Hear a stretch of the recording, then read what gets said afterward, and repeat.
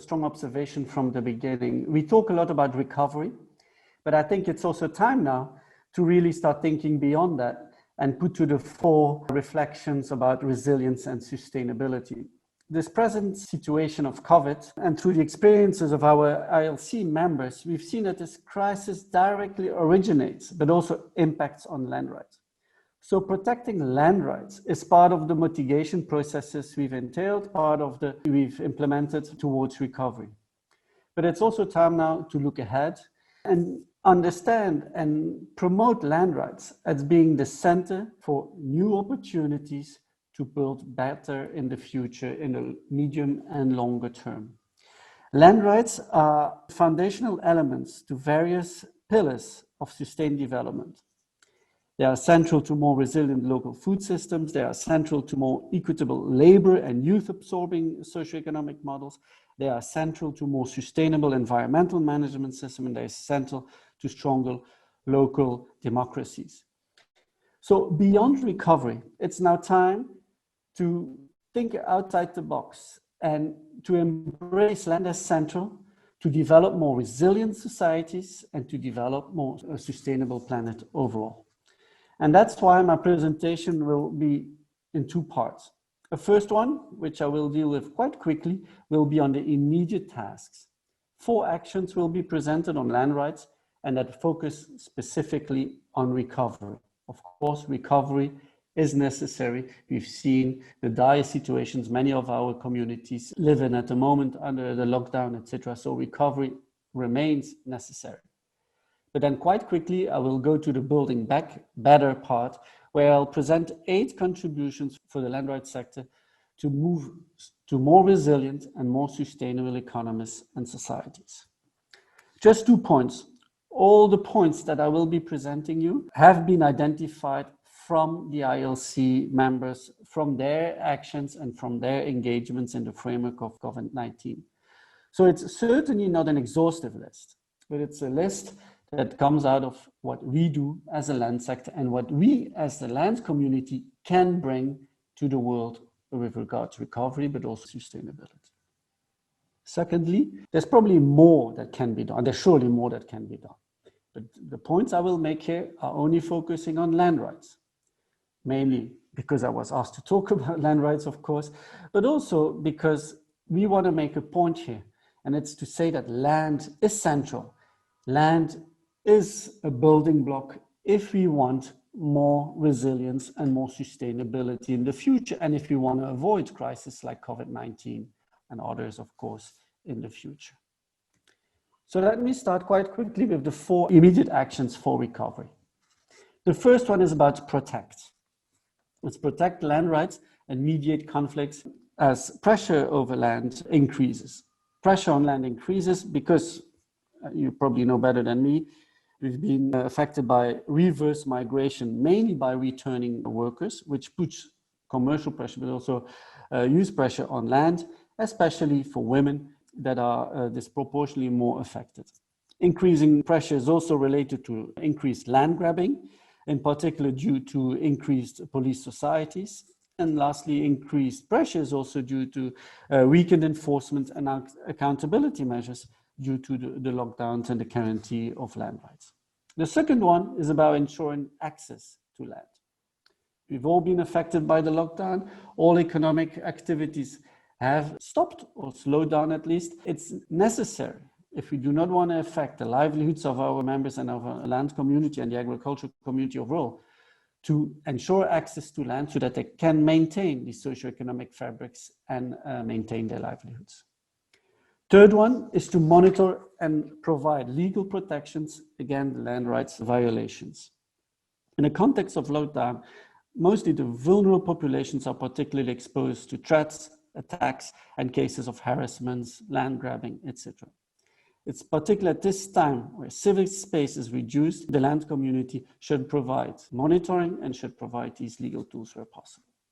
And then lastly, it's protect the integrity of the IPLC territories, of the indigenous peoples and local community territories. Their capacities are in general already reduced. They have been the most affected by the crisis, And the capacity for emergency services to respond to their needs has also been reduced to the lockdown. Special attention to the protection and the integrity of the IPLC territories that is called for here. That brings me to the building back better, to the core of my presentation here. 8 actions have been identified through the activities of our community. The current crisis has reaffirmed that the need to engage in more sustainable development paths. We have to look ahead. Land rights could be at the center of such paths, representing opportunities to building back better. Land rights are core to building resilience to crisis and are fundamental stepping stones towards more sustainable development and a more sustainable world overall. But to engage in such paths, the land community should embrace the opportunities for systems change out of the crisis towards a more sustainable future. So there's a risk that we don't take or that we don't learn lessons from what is going on here and that we just implement short-term actions for recovery.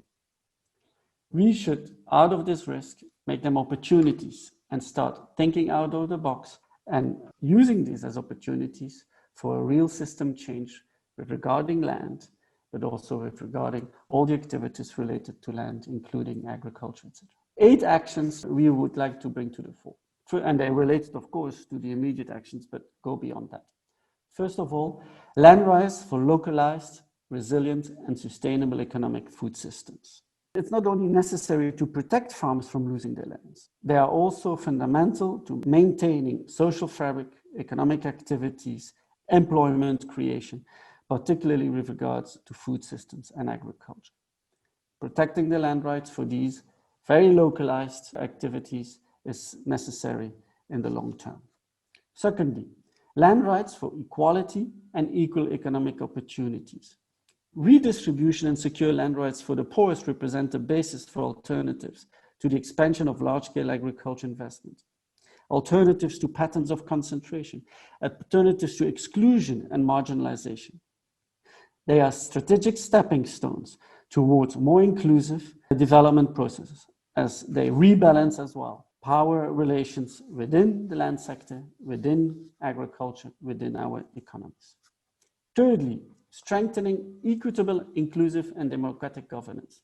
The 2 first points will not be possible if there's no transparency in the land sector, if there's no transparency in decision-making processes regarding land.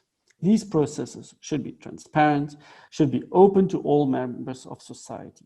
Strengthening multi-stakeholder processes, placing all decisions on land is necessary to build such open and evidence-based decision-making processes. Fourthly, decentralized management for healthy landscapes and ecosystems. Healthy landscapes and ecosystems are best achieved through empowered community participating in decision-making and management at a territorial level, with the authorities, of course, but with means and incentives to manage their lands and natural resources during times of crisis and way beyond. The driving force behind territorial multi-stakeholder decision-making processes is equitable access to decision-making spheres, but also to the distribution of the benefits, allowing for socio-economic development. Fifthly, position land rights to mitigate migration within the urban-rural nexus.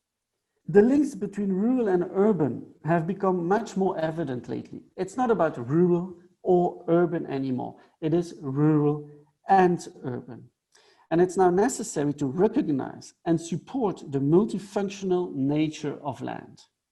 This represents the need to rethink the alternatives for development in an intersectoral way based on the dynamics of living territories with diverse identities and needs, whether they're rural and urban and not rural or urban. Sixthly, indigenous peoples' territorial rights for resilient systems.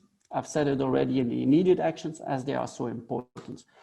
But recognizing their rights and territorial rights is not only defending their land rights, it's also recognizing the stewardship role that the indigenous peoples play with regards to climate change, global biodiversity, biocultural conservation, and the justice and sustainable livelihoods. I don't think number 7 needs to be said anymore, but it has to be emphasized every time. Women's land rights for gender justice. As I said, women are disproportionately affected by such crises, whether it's COVID or the longer crisis like climate change, etc. Protecting their rights is certainly still more than necessary. And last point, democratizing land data for future crisis preparedness and inclusive evidence-based decision-making. If you want it to be more transparent, we need to make it more evidence-based. Unbiased land information, capturing the multi-dimension of land, the multi-sectoral nature of land is necessary to feed these processes. Regarding that, there's a need for promotion and recognition of non-traditional and open land databases alongside their acceptance and integration into the official data systems. Being parallel data systems is not sufficient. They have to be integrated in the official systems. I'll just conclude. So I think you've understood well. I made my point. Land rights are very central to the recovery, but also to resilience and more sustainable development paths. To promote that, we need to rethink generally our future by being innovative, by putting land in the central into a broader framework. It's not only about land for land rights, it's about land for climate change, land for resilience, land for sustainable development, land for gender, etc. Keeping land rights as a priority is necessary within these broader frameworks. And I think we all here at the Asian Land Forum convinced of that, but there's still a long route to go. At the ILC Secretariat, part of the Land Momentum Group, just finalized a research about the VNRs, about the voluntary national reviews. And we've seen that only in a few, actually in only one or two of all the countries that have presented the VNRs, land was part of it. So in only very few, land was mentioned. And even if it was mentioned, it was only marginally mentioned. So there's still a huge work from our land community to promote land as central and to rethink the future where land is central, but land is part of these broader dynamics. Thank you very much. Mabuhay ang pamilyang magsasaka.